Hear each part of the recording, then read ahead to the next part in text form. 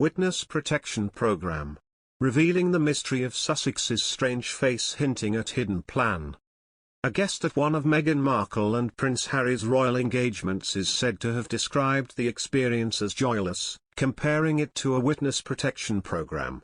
During their tenure as royals, the Duke and Duchess of Sussex took part in a number of engagements, including a royal tour of Australia.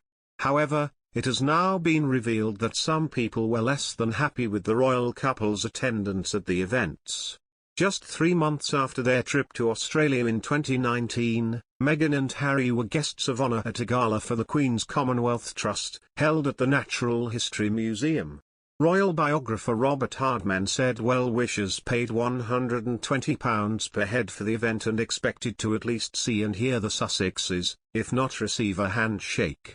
But, writing in the Daily Mail, Mr. Hardman added, as the couple arrived, huge screens were erected in the atrium to prevent anyone obtaining a photo or even a glimpse as the couple were swiftly ushered into a side room. One benefactor is said to have commented, "It was joyless. It felt more like a witness protection program than a royal fundraiser." The Sussexes returned from their royal tour of Australia in October 2018, 3 months before the gala night.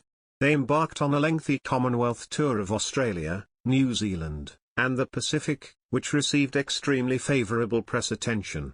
But according to Hardman, Meghan and Harry made no effort to engage with the accompanying press corps.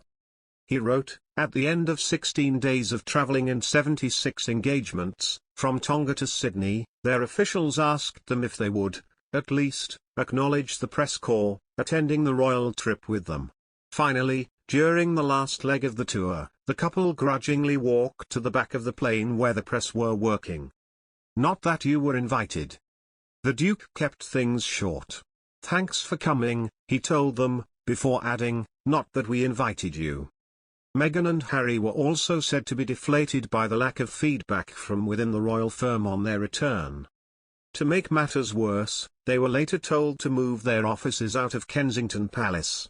Harry and Meghan were initially said to have been offered a back office at Buckingham Palace, but Robert Hardman said it was so small and inadequate that Prince Harry rejected it instantly.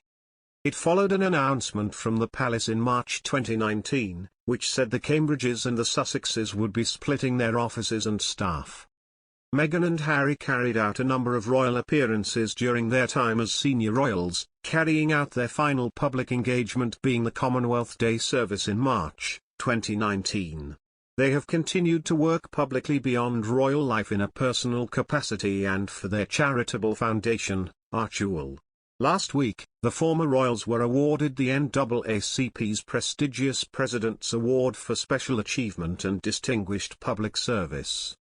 The award, which commends those who fight racism and tackle inequalities, recognized their work through the Archewell Foundation, including their support in tackling the COVID pandemic and attention brought to the Black Lives Matter movement. Meghan Markle and Prince Harry's £11 million mansion could be engulfed by a killer mudslide. A new flood danger map shows the Duke and Duchess's home in Montecito, Santa Barbara is at risk from the kind of storm that left 23 dead and wrecked 130 houses in 2018. The royal couple bought this home 2 years after a disaster. Wildfires have burned through much of the vegetation around the hilly land that protects the village, and so the potential for mudslides keeps rising. A storm impact consideration map from Montecito Fire Protection District shows the home next to couple's 7-acre estate predicted in the mudslide path. John Fry, of the Santa Barbara Flood Control District, has warned, "It's not if it happens again, it's when. It's not